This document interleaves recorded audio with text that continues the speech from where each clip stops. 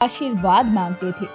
आज वही उसे झूठा, धोखेबाज और चालबाज कह रहे थे। भैया, बहन, मैं झूठा नहीं हूँ। ये लाठी सच में वरदान है। मैंने तो सिर्फ भूख मिटाने के लिए इसे इस्तेमाल किया। मैंने कभी किसी का बुरा नहीं चाहा। चुप कर। अगर सचमुच वरदान है तो दरबार में क्यों नहीं चला? राजा झूठा होता है क्या? राजा से बड़ा सच कौन? अगर तेरी लाठी सच होती तो आज हमारा गांव भी सोने से चमक रहा होता। भीड़ ने हंसी उड़ाई। बल्लू की आंखों से आंसू बहने लगे। माई ने उसे खींचकर घर ले जाना सही समझा।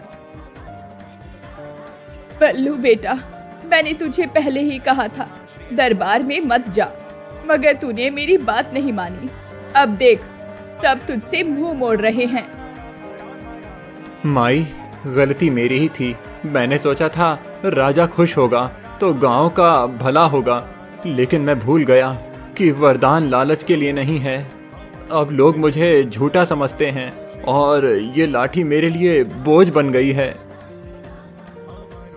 उस रात बल्लू ने पहली बार लाठी को कोने में पटक दिया, जिस पर कभी उसे गर्व था। अब वही उसकी बेइज्जती का कारण बन चुकी थी। अगली सुबह बल्लू गांव से बाहर जंगल की ओर चला गया। हाथ में लाठी नहीं थी। वो अकेला, टूटा हुआ और बेबस था। हे भगवान, अगर ये वरदान मेरी किस्मत बिगाड़ने के लिए था, मैं तो पहले सिर्फ भूखा था, मगर अब तो सब मुझे धोखेबाज कहते हैं। उसकी आवाज टूट टूट कर गूंज रही थी। जंगल की हवा भी जैसे उसके दुख में करहा रही थी। इसी बीच कालूराम अपने 2 आदमियों के साथ वहीं आ पहुंचा।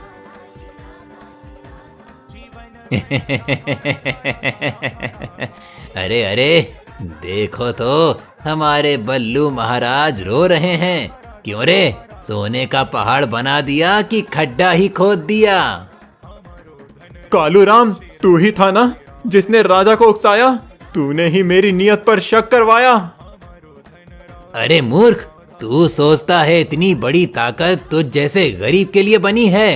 ये लाठी मेरे हाथ में आनी चाहिए थी। तू इसके काबिल ही नहीं है। ताकत सिर्फ दूसरों की मदद के लिए है कालूराम, तुझ जैसे लालची के लिए नहीं। बहुत बड़ी बड़ी बातें करता है रे। देख लेना, ये लाठी एक दिन मेरे हाथ आएगी और तब मैं ही इस गांव का मालिक बनूंगा। कालूराम वहां से चला गया, लेकिन उसकी आंखों में चालाकी साफ चमक रही थी। बल्लू वहीं बैठा रहा, आंखों में आंसू और दिल में बेबसी।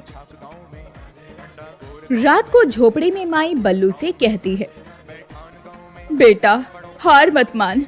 भगवान सब देख रहा है। एक दिन सब सच सामने आ जाएगा। माई, अब मैं थक गया हूँ। भूख, ताने और अब ये बोझ। मुझे समझ नहीं आता कि मैं जिंदा क्यों हूँ। नहीं बेटा, ऐसा मत बोल। तू ही मेरी आस है। दिन बीतते गए। गांव वालों ने अब बल्लू से दूरी बना ली। कोई उसकी झोपड़ी में नहीं आता। माई और बल्लू दोनों अकेले पड़ गए। जिस लाठी ने उन्हें गर्व दिया था, वही अब कोने में पड़ी धूल खा रही थी। एक शाम गांव में आग लग गई। लोग भाग दौड़ करने लगे। कई घर जलने लगे। सब लोग भागकर बल्लू के पास आ गए। बल्लू, तेरे पास तो जादुई लाठी है। चल, हमारी आग बुझा दे। मेरे घर में बच्चे फंसे हैं। जल्दी कर, लाठी से मदद कर।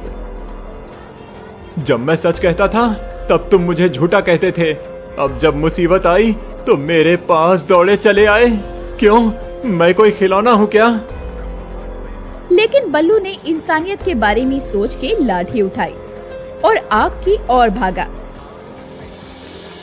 उसने जोर से जमीन पर लाठी पटकी और मन ही मन प्रार्थना की, हे भगवान, मासूम बच्चों को बचा ले। अचानक आसमान से बिन मौसमी बारिश शुरू हुई और धीरे धीरे आग शांत हो गई। देखा, लाठी सचमुच जादुई है। तो फिर तू दरबार में क्यों झूठा बना? तूने हमें बेवकूफ क्यों बनाया? मैंने कभी धोखा नहीं दिया, मैंने तो सिर्फ मदद की है। मगर अब ये लाठी मेरे लिए बोझ बन गई है, मैं इसे छोड़ना चाहता हूँ। उसके चेहरे पर आंसू बह रहे थे। लोग उसके चारों ओर खड़े थे, मगर उसकी पीड़ा समझ नहीं पा रहे थे। देख, अगर बल्लू चाहता तो दरबार में भी ऐसा कर सकता था। जरूर इसमें कोई चाल थी। नहीं रे, अगर बल्लू ना होता तो मेरा बच्चा आज जिंदा ना होता। हमें मानना होगा कि ये वरदान सच है। पर कब तक? अगर ये वरदान कभी उल्टा असर कर गया तो गांव का क्या होगा? बल्लू खामोश खड़ा रहा। उसकी आंखें झुकी थी, हाथ में लाठी थी, लेकिन चेहरा बुझा हुआ। तभी कालूराम वहां आ पहुंचा। अरे वाह बल्लू, आज तो तू हीरो ही बन गया। आग बुझाई, बच्चों को बचाया, पर ये लाठी अब तेरे हाथ में क्यों है? इसे मुझे दे, मैं जानता हूँ इसका असली इस्तेमाल कैसे करना है। कालूराम, तेरे जैसे लालची को अगर ये लाठी मिली तो गांव का विनाश हो जाएगा। तू इसे छू भी नहीं सकता। तो क्या तू इसे हमेशा के लिए छुपा कर रखेगा? गांव वाले तुझे देवता समझते हैं, पर कल को ये लाठी तेरा बोझ बन जाएगी। इतना कहकर कालूराम ने झपट्टा मारा और लाठी छीनने की कोशिश की। दोनों के बीच खींचातानी शुरू हो गई। छोड़ इसे, ये किसी का खिलौना नहीं है। चल हट, ये मेरी होगी, तू काबिल नहीं है। तभी अचानक लाठी चमकने लगी और दोनों को जोर से धक्का देकर अलग कर दिया। हे भगवान, अब समझ आया, ये लाठी किसी इंसान के लालच के लिए नहीं बनी। बेटा, वरदान कभी किसी के पास हमेशा नहीं रहता। ये तो भगवान की परीक्षा है। तू अब भी इस परीक्षा में डगमगा रहा है। हाँ माई, मैं हार गया। पहले दरबार में, फिर गांव वालों के सामने। मैं वरदान के लायक ही नहीं। बल्लू ने लाठी अपने हाथों में उठाई, उसे देखा और जोर से रो पड़ा। उसकी आंखों से आंसू गिरकर लाठी पर टपकने लगे। तभी नीला प्रकाश फैला और नीलकंठ फिर से प्रकट हुआ। उसकी आवाज गूंजी। आंसू में सबसे बड़ा सच छुपा होता है। तूने अपने दिल से कबूल किया कि तुझसे गलती हुई, यही तेरा असली बल है। नीलकंठ भाई, मैंने सब बर्बाद कर दिया। अगर मैं लालच में नहीं पड़ता तो लोग मुझे धोखेबाज नहीं कहते। गलती हर इंसान करता है बल्लू। वरदान ताकत नहीं, जिम्मेदारी है। तू जब तक समझेगा नहीं, ये लाठी तुझे बोझ ही लगेगी।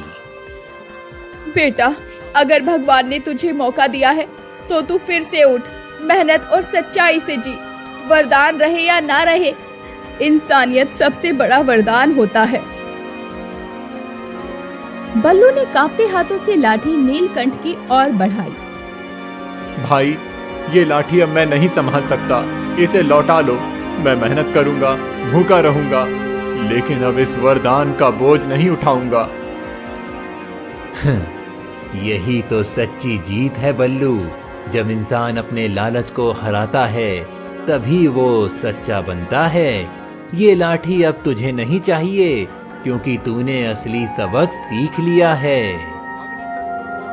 नीलकंठ ने पंख फैलाए और लाठी नीली रोशनी में गायब हो गई और वो खुद भी गायब हो गया। बल्लू के हाथ खाली रह गए, लेकिन दिल हल्का हो गया। गांव वाले सब देख रहे थे। बल्लू, हमने तुझे गलत समझा। तू तो सच्चा इंसान है। तूने वरदान छोड़ा, मगर इंसानियत नहीं छोड़ी। यही तेरा असली चमत्कार है। आज से हम तुझे धोखेबाज नहीं, गांव का सबसे बड़ा सहारा मानेंगे।